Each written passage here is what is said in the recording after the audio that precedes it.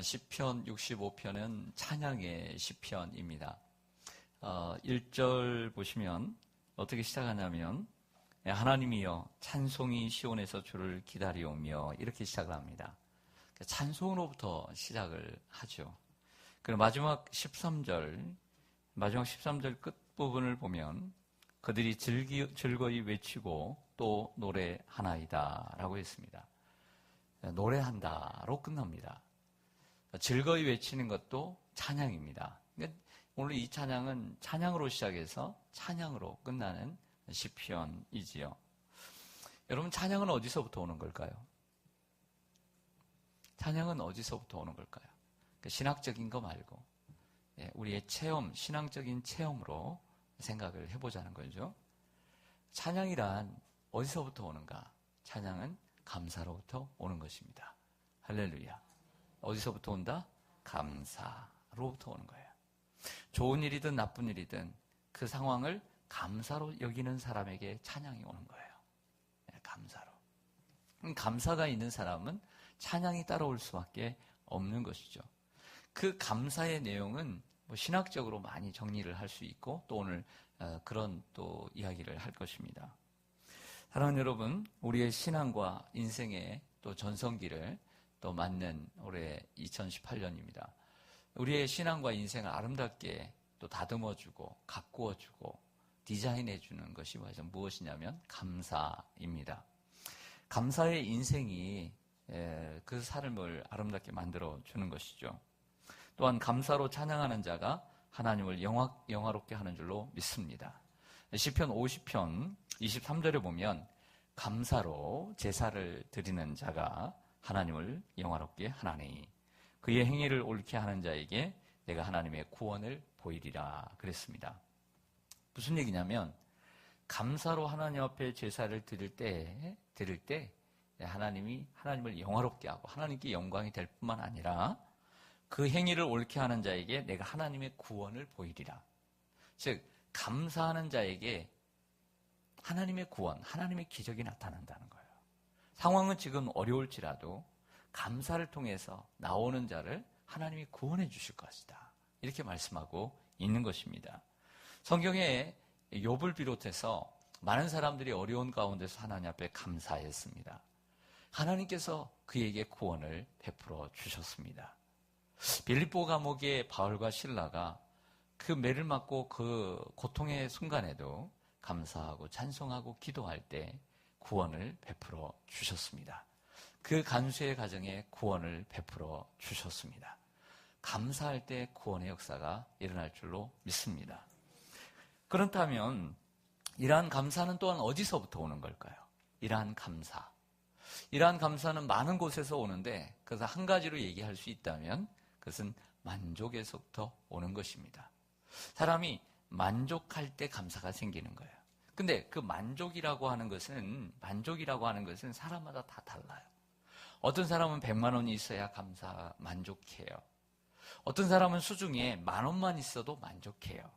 근데 어떤 사람은 내 10,000원이 이 수중에 요즘은 카드를 다 가지고 다녀서 말이 안 되지만 얼마 가지고 있냐 했더니 없다고 그러더라고요. 왜 그러냐면 카드를 쓴다고. 어떤 사람은 10,000원을 가지고 현금으로 올 때 10,000원을 딱 가지고 있으면 만족을 해요. 근데 어떤 사람은 10,000원 가지고 절대 하루를 만족 못하는 사람이 있어요. 어느 정도는 있어야 되면 50,000원 정도는 있어야 돼요. 이렇게 생각하는 사람이 있어요. 어떤 사람은 수중에 50,000원 가지고도 만족을 못해요.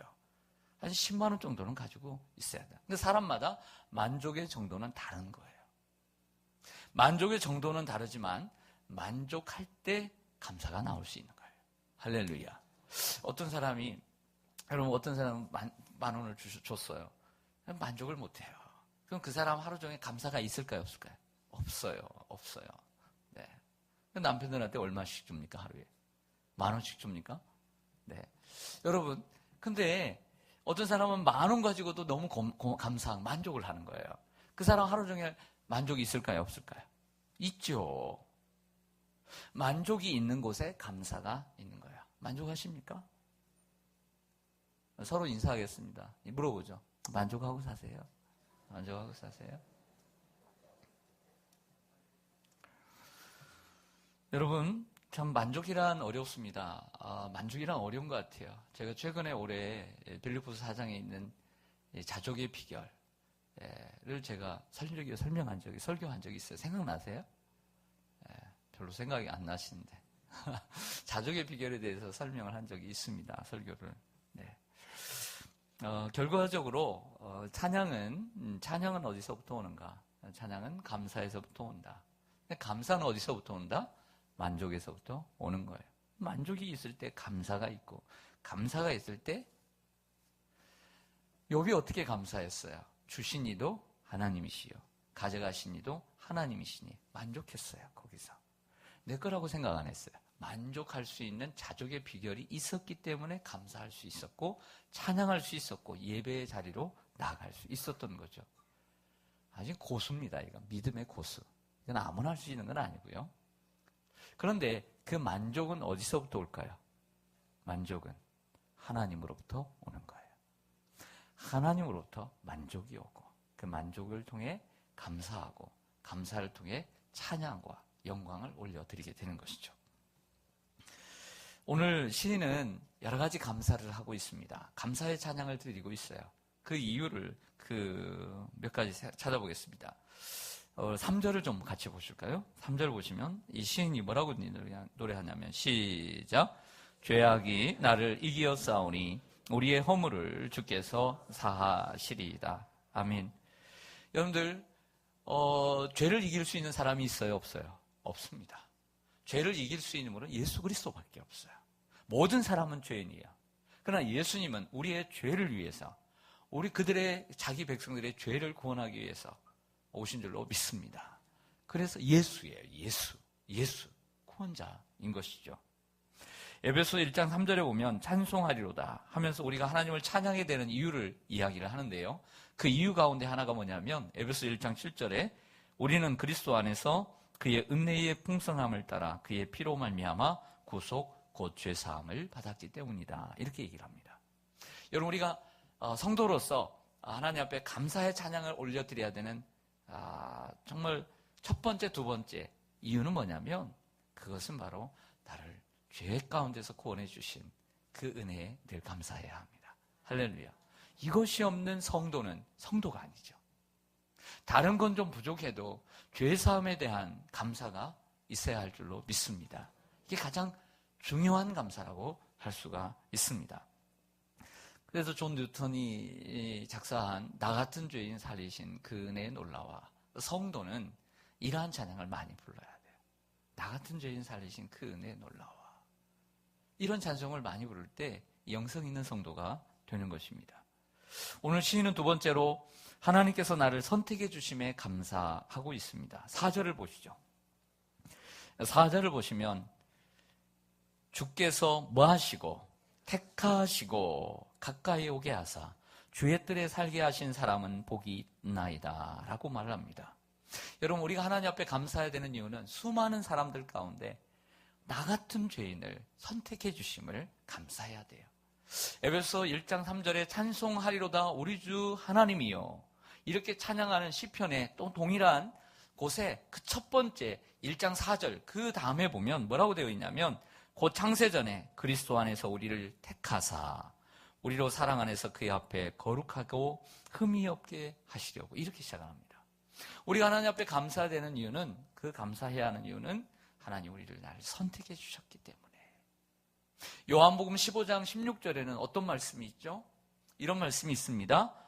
너희가 나를 택한 것이 아니요 내가 너희를 택하여 세웠나니, 그랬습니다. 하나님이 택하셨다는 거예요. 우리가 하나님을 선택한 것이 아니고 하나님이 우리를 선택해 주셨다는 거예요. 이 말씀을 하고 있습니다. 그러면 이 요한이 이런 말을 쓰고 있는데, 하나님 우리를 선택하셨다, 우리가 하나님을 선택한 것이 아니고 하나님 우리를 선택하셨다. 요한은 요한 1서에서 이 말을 이런 말로 바꾸어 표현합니다. 우리가 하나님을 사랑한 것이 아니요 하나님이 우리를 사랑하사, 이런 표현으로 바꾸어 쓰고 있어요. 하나님 우리를 택하셨다라고 하는 이러한 감사는 하나님 우리를 사랑하셨다는 감사인 거죠. 똑같은 요한이 쓰고 있는 3장 16절에 보면 하나님이 세상을 이처럼 사랑하사 독생자를 주셨으니 이를 저는 믿는 자마다 멸망치 않고 영생을 얻게 하려 하십니다. 할렐루야. 하나님이 우리를 선택하시고, 아니 하나님이 우리를 사랑하셔서 우리를 선택해 주셨습니다. 우리가 아무런 조건이 없습니다. 아무런 이유 없이. 그럼에도 불구하고 하나님 우리를 선택하셨습니다. 그러므로 우리는 늘 감사로 찬양해야 될 줄로 믿습니다. 또한 이 시인은 이야기합니다. 우리가 감사해야 되는 이유, 2절을 보겠습니다. 2절을 보겠습니다. 2절. 같이 한번 읽겠습니다. 시작. 기도를 들으시는 주여, 모든 육체가 주께 나아오리이다. 아멘. 우리가 감사해야 되는 이유는 우리가 기도할 때마다 하나님이 응답해 주심에 대해서 감사해야 돼요. 네. 우리는 결핍의 존재입니다. 늘 살아가다 보면 부족해요. 삶에 문제가 있어요. 그럼 하나님 앞에 뭐예요? 기도하죠. 기도 많이 했어요, 안 했어요? 살아오시면서 기도 많이 했어요, 안 했어요? 했죠. 어떻게 응답받은 게 좀 많아요, 안 많아요? 응답받은 게 없어요? 예. 이 새벽에 나올 정도면 응답받은 게 좀 있나 보근데. 예. 있으니까 오셨죠? 예. 어떻게 그때마다 다 감사하셨습니까? 저는 다 감사 잘 못한 것 같아요. 닦아버리고 살았던 것 같아요. 근데 또 그때 또 생각나는 건 감사하고 많이 잊어버리고 살았던 것 같아요. 여러분, 우리가 감사해야 되는 이유, 그것은 우리의 기도에 언제나 귀 기울여 주시는 하나님. 우리가 기도할 때마다 비웃지 않으시고 외면치 않으시고, 그래, 내게 필요한 게 있구나. 하나님의 마음은 바다처럼 넓고 저 우주보다도 넓어요. 할렐루야. 그래서 언제나 기도할 때 응답해 주신 줄로 믿습니다. 시편 116편 기자는 죽을 병에 걸렸습니다. 사망의 줄이 나를 두르고 수월의 고통이 내게 이르렀습니다. 환난과 슬픔을 만나게 되었습니다. 근데 응답을 받았어요. 기도했더니 하나님이 건져주셨습니다. 그러므로 내게 주신 은혜를 무엇으로 보답할꼬? 이런 질문을 던진 후에 구원의 잔을 내가 들고 여호와 이름을 부른다 그랬습니다. 여호와 이름을 부른다는 것은 감사 찬송한다는 거죠. 감사제를 드리고 여호와 이름을 부른다라고 다른 구절을 또 얘기합니다. 감사제를 드리고, 감사는 이처럼 기도의 응답이 있기 때문에 감사할 수 있는 것 아니겠습니까? 우리가 자주 부르는 날 구원하신 주 감사라고 하는 찬양의 2절을 보면 이런 가사가 있습니다. 응답하신 기도 감사, 거절하심도 감사, 헤쳐나온 풍랑 감사, 모든 것 채우시네. 아픔과 기쁨도 감사, 절망 중 위로 감사, 측량 못할 은혜 감사, 크신 사랑 감사해. 우리의 기도는 때로는 응답받는 기도도 있지만 이 가사처럼 거절받는 기도가 있어요, 없어요? 있죠. 만약에 우리의 기도가 다 응답받는다면 못할 게 뭐 있어요, 우리가? 하나님께서 그런데 그렇게 버려두시겠어요? 아니죠. 우리가 하나님 돼버리죠. 그러면 응답받는 기도만 있는 것이 아니라 거절하게 하시면 뭐냐면 하나님의 권위 아래 복종케 하시는 거예요. 우리가 기도하는 거 다 응답해 보세요. 세상이 난리 납니다. 그러므로 거절하신 것 또한 감사할 수 있어야 합니다. 더 중요한 것은 우리가 기도할 수 있었다는 것이 감사한 거예요. 그것이 응답되지 않아도 그 어려운 우리의 인생의 풍랑을 헤쳐나온 것에 대해서 감사할 수 있어야 할 줄로 믿습니다. 교회는 만민이 기도하는 집이라 그랬습니다. 오늘 성경에 보면 모든 육체가 주께 나오리이다. 오늘 중고등부 학생들이 많이 나왔네요, 보니까. 네, 지난주까지는 시험이 있었는지, 네, 오늘부터 이렇게 시작을 하는 거 참 보기 좋아요, 우리 학생들이. 모든 육체. 우리 어른들만 나오는 게 아니죠. 우리 학생들도 나오고. 아니, 때로는 기도는 예수 안 믿는 사람도 정말 어떤 어려운 상황이 되면 교회 가서 한번 기도라도 해야 되겠다. 하나님 내가 잘 모르는데 하나님께 내가 기도해 보아야 되겠다. 이런 마음이 생기지 않겠어요? 자기가 지금 어려운 상황인데 죽게 됐는데, 그런데 하나님은 은혜롭고 자비로워서 그런 사람의 기도도 들어주신단 말이에요. 하나님을 몰랐던 사람도 모든 육체가 나와서 기도할 수 있는 것이 교회인 줄로 믿습니다. 그게 교회인 거예요. 또한 네 번째로 물질적 축복으로 인해 감사해야 합니다. 9절부터 좀 보시죠. 9절부터 보시면 오늘 시인은 땅을 돌보사 물을 대어 심히 윤택하게 하시며 하나님의 강에 물이 가득하게 하시고 이같이 땅을 예비하신 후에 그들에게 곡식을 주시나이다. 주께서 밭고랑에 물을 넉넉히 대사 그 이랑을 평평하게 하시며 또 담비로 부드럽게 하시고 그 싹에 복을 주시나이다. 주의 은택으로 한 해를 관 씌우시니 주의 길에는 기름방울이 떨어지며 들의 초장에도 떨어지니 작은 산들이 기쁨으로 띠를 띄었나이다. 초장은 양떼로 옷 입었고 골짜기는 곡식으로 덮였음에 그들이 다 즐거이 외치고 또 노래하나이다. 아멘. 오늘 시인이 많은 부분을 할애해서 감사하는 조건 가운데 하나는 물질의 축복이에요. 즉 이 물질의 축복은 당시의 농사와 목축업이 주업이었는데 이러한 농사를 짓는데 가장 필요한 것은 물이라고 하는 것입니다. 어제도 우리 장로님들과 그 선교사님과 같이 식사를 하면서 제 앞에 앉아 계신 장로님께서 그런 얘기 하시더라고요. 옛날에는 정말 물이 없어서 이 천수답들이 많아가지고 물이 없어서 정말 고생했던 때 그 얘기를 잠깐 하셨어요. 여러분 가뭄이 와봐야 있어야 물의 소중함을 아는 거예요. 물이 많으면 잘 모르죠. 하지만 농사를 짓는 사람에게 있어서 물은 얼마나 소중한 것인가를 알게 되는 거예요. 그리고 그 물이 비가 내릴 때 농사를 지을 수 있는 거예요. 밭농사, 논농사. 그래서 곡식을 걷게 되고 그리고 비가 내릴 때 목초지에 풀이 왕성하게 자랄 때 양떼들이 그 풀을 먹고 자라게 되는 것이죠. 그러므로 그것을 주신 하나님께 오늘 감사하고 있습니다. 오늘 우리는 뭐 농업이나 목축업은 아니지만 우리에게는 직장이 있고 그리고 일터가 있습니다. 그것입니다. 그곳에 우리가 노력하지만 하나님이 은혜를 주셔야 우리가 운영하고 경영해 나갈 수 있는 줄로 믿습니다. 거기에 대한 감사도 있어야 합니다. 시편 136편은 매절마다 감사를 노래하는 감사의 시편입니다. 거기에 보면 모든 육체에게 먹을 것을 주신 이에게 감사하라. 그 인자하심이 영원함이로다 라고 노래하고 있습니다. 여러분 날마다 우리에게 먹을 것, 입을 것 주신 하나님께 감사하기를 원합니다. 하루에도 감사, 하루에도 감사. 그래서 오늘 말씀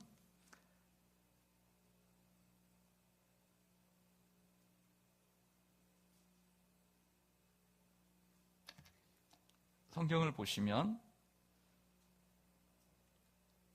8절을 보시겠습니다. 8절을 보시면 땅 끝에 사는 자가 주의 징조를 두려워하나니 주께서 아침 되는 것과 저녁 되는 것을 즐거워하게 하시며. 할렐루야. 여러분 우리가 아침에 눈을 뜨면 감사, 저녁에도 감사, 감사. 이 감사라는 히브리어 단어는 토다입니다. 따라하겠습니다. 토다. 네, 이 토다라고 하는 단어에서 찬양이라고 하는 단어가 함께 오게 됩니다. 그 옛날에 들었던 그 어떤 목사님의 설교 가운데 재미난 설교를 하시는 분인데 이 토다라고 하는 히브리어 단어를 감사라고 하는 단어를 기억하기 위해서 이렇게 설명했습니다. 토 달지 말고 감사하라고. 토 달지 말고 감사하라고. 이제 기억하시겠죠? 자, 히브리어로 감사라는 단어가 뭐라고요? 토다. 네, 토 달지 말고 감사하기를 원합니다. 다섯 번째로 중요한 얘기를 좀 하겠는데 4절을 좀 보시겠습니다. 4절. 오늘 시인이 감사하는 이유 가운데 가장 중요한 함축적인 내용은 4절입니다. 같이 읽겠습니다. 시작. 주께서 택하시고 가까이 오게 하사 주의 뜰에 살게 하신 사람은 복이 있나이다. 우리가 주의 집 곧 주의 성전의 아름다움으로 만족하리이다. 아멘. 자세히 보시면 주님이 택하셨습니다. 가까이 오게 하다. 가까이 오게. 하나님께 가는 것. access to God. 하나님께 가는 것. 이것이 예배입니다. 주의 뜰에 살게 하신 사람은 복이 있다. 라고 얘기합니다. 우리가 주의 집, 곧 주의 성전의 아름다움으로 만족하리이다. 만족이라는 단어가 나오고 있습니다. 여러분, 우리는 교회에서 하나님과의 영적인 교제를 나눕니다. 우리는 예배라는 통로를 통해 하나님께 나아가고 말씀을 통해 하나님의 음성을 듣습니다. 찬송과 기도로 하나님과 교제하며 또한 성도의 교제를 나누기도 합니다. 결국 예배는 하나님과의 교제요, 그리고 하나님과의 만남이 되는 것입니다. 우리가 여러분 어딜 가서 이런 축복을 누릴 수 있습니까?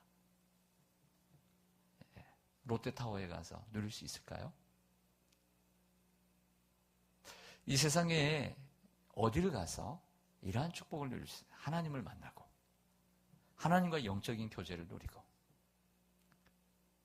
하나님을 찬양하고 주님의 음성을 들을 수 있는 것 어딜까요? 하나님의 교회밖에 없는 거예요. 만약 그러한 곳이 만약에 있다면 여러분은 다른 곳에 가실 거예요. 이 영적인 교제, 하나님과의 영적인 교제, 그 아름다움을 맛보기 위해서 우리는 새벽을 깨우며 시간을 내어서 하나님께 나오는 거예요. 할렐루야. 그리고 시인은 이제 성전의 아름다움으로 만족하겠다고 고백합니다. 그 한참 인기 있었던 내려놓음의 저자인 이용규 선교사가 내려놓음이라는 책을 썼는데 몽골에서 사역을 할 때 있었던 이 일을 기록합니다. 그 예배를 드리고 있는데 그 한 자매가 땀으로 뒤범벅이 돼가지고 그 예배 시간에 이제 들어온 거예요. 나중에 알고 보니까 이 자매는 예배 드리기 전에 몇 시간 전에 키우던 소를 잃어버렸어요. 소를 잃어버려서 분주하게 몇 시간을 찾아놨는데도 못 찾은 거예요.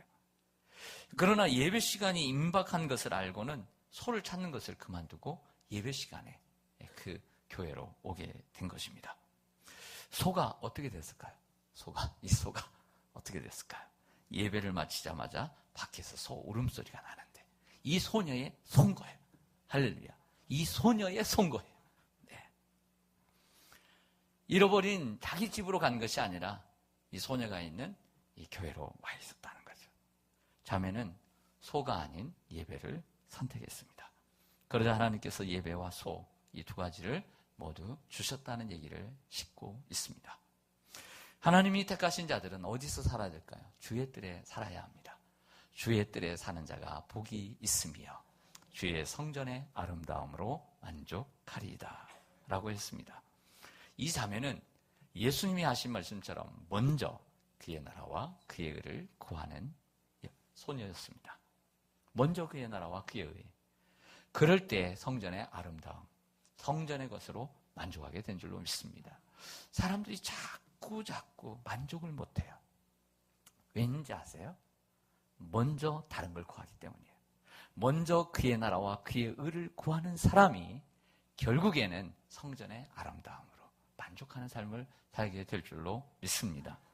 교회는 이러한 하나님께 감사로 울려 퍼져야 합니다. 또한 이러한 감사로 울려 퍼지는 하나님의 성전이야말로 하나님의 임재를 맛보는 아름다움으로 가득 차게 될 것입니다. 여기에 성전의 아름다움은 외외적인 아름다움을 절대 얘기하지 않습니다. 성전의 아름다움은 내적인 아름다움. 우리가 하나님 앞에 감사를 드립니다. 이러한 진정한 감사를 하나님 앞에 드릴 때 하나님은 그 감사 예배를 받으시고 그 가운데 그 성도의 모임 속에 임재하십니다. 그러면 그 임재 속에 우리는 성전의 아름다움과 하나님의 아름다움을 우리가 보게 되는 것입니다. 그것을 보게 될 때, 하나님의 임재를 보게 될 때 우리는 그 속에서 만족하는 삶을 살게 되는 것이죠. 할렐루야. 그러므로 교회는 감사가 있어야 하는 것입니다. 교회가 맨날 불평하고 그렇다고 한다면 하나님이 기뻐하시겠습니까? 그 요한일서에 말하잖아요. 너희가 서로 사랑하면 내가 너희 안에 거하고 이렇게 말씀.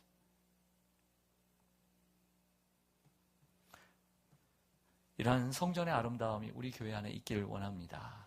그곳에서 하나님의 임재를 보고 또 하나님으로 인해서 만족하는 저와 여러분 되시기를 주님의 이름으로 간절히 소망합니다.